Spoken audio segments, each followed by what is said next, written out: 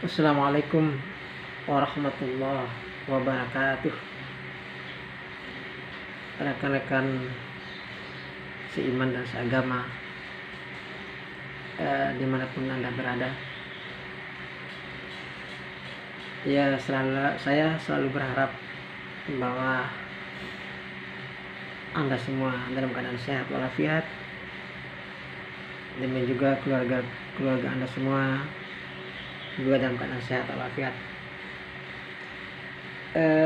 Saya ingin meringkas suara mimbar hari ini.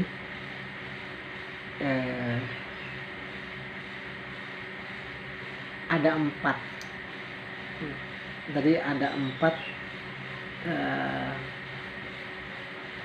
orang yang tidak dapat mencium baunya neraka. Artinya kalau keempat orang yang tidak dapat mencium bau neraka itu artinya orang yang memiliki atau menempatkan surganya Allah Subhanahu wa Ta'ala. Siapa aja mereka itu? Ya, pertama, mereka itu adalah satu, orangnya tenang dalam menghadapi apapun itu. Dia mempunyai jiwa yang tenang, tidak gerabak-gerubuk, tidak kasak-kusut. Dalam mencari nafkah pun dia dalam keadaan tenang, karena merasa diri bahwa semua itu, apapun yang dia lakukan itu, berhasil atau tidaknya, dia itu merasa bahwa dirinya bersama Allah Subhanahu wa Ta'ala. Lalu yang kedua adalah orang yang jaga etika. Ya, jaga etika, ada akhlak baik, ya, berbicara sama teman, tidak menyakiti hati temannya, bicara sama istri, tidak menyakiti hati istrinya, demikian juga pada anak-anaknya, saudaranya, tidak ada bicaranya itu yang menyakitkan. Jadi dia punya etika, dia bertelepon, etika dia bertutur kata, sopan santun.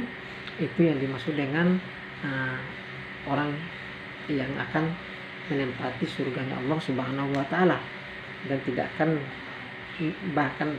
masuk neraka, bahkan jangankan masuk neraka, orang tersebut mencium bau neraka itu aja tidak ada. Lalu yang ketiga adalah orang yang karib dalam arti ini dia nih merasa diri akrab dengan siapa yang dimaksud dengan sini? Akrab dengan Allah, ya. Dia itu selalu berkomunikasi dengan Allah. Cara berkomunikasi seperti apa? Ya tentu Anda semua tahu, lebih tahu lah dari saya, bahwa komunikasi dengan Allah itu berakrab dengan Allah, ya zikir kepadanya, ya. Di samping zikir juga berdoa, sujud kepadanya. Itu yang dimaksud dengan akrab dengan Allah. Dia selalu mengingat Allah. Jadi akrab bukan hanya pada Allah, tapi pada hamba-hamba Allah pun dia berakrab. Ya, contoh dia sama temannya berakrab, dengan orang miskin dia berakrab. Dia tidak memiliki kasih, harusnya orang kaya, tidak. Dia justru orang-orang miskin yang tidak punya apa-apa, dia berakrab. Artinya berbaur gitu, ya, saling bantu-membantu, dalam arti dalam keakraban dia itu bukan semata-mata hanya pergaulan semata, tapi dia membantu, saling membantu diantaranya itu yang ketiga. Terus yang keempat, ini yang terakhir, dikatakan di surah mimbar itu bahwa orang yang memudahkan urusan orang lain. Jadi ini nih contoh nih, maaf ya bagi rekan-rekan mungkin yang tugasnya di catatan sipil, di kelurahan, di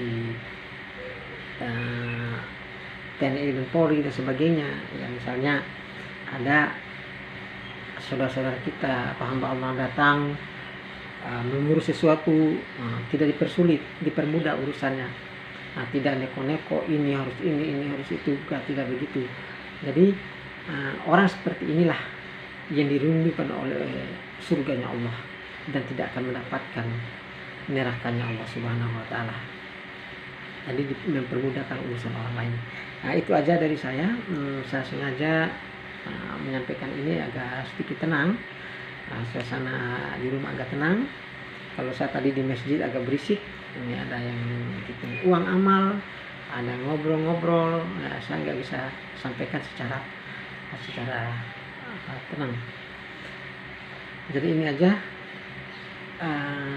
dari saya, yang mudah-mudahan, nah ini hanya sebagai gambaran dari saya, karena saya nggak bisa jabarkan terlalu banyak karena ini durasi ya, saya minta maaf.